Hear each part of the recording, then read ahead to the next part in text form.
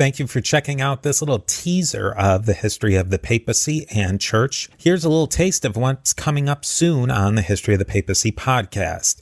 Now, if you like what you hear, I'd love it if you'd leave a rating and review on Apple Podcasts or your podcatcher of choice. If you want to support the podcast even more, consider becoming a Patreon on patreon.com/history of the papacy. There are many levels and benefits for you, and you help keep the history of the papacy going. You can learn more about all of this at historyofthepapacypodcast.com.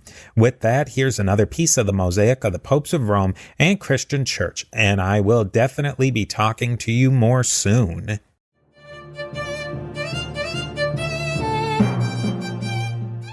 In frock coats and top hats and ladies in crinolines, that was copied directly from British fashion. I think the fact there was a common language and there was a common literature, and of course very much a common inheritance. Your Civil War takes place only just over 80 years after independence.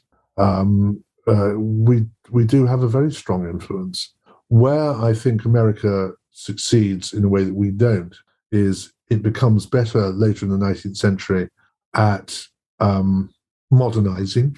It becomes better at using technology as well as developing technology. It becomes, although as black people have a very hard deal in America right up until the middle of the 20th century, it's a more classless society. There aren't any of those old hierarchies. There's no aristocracy in America.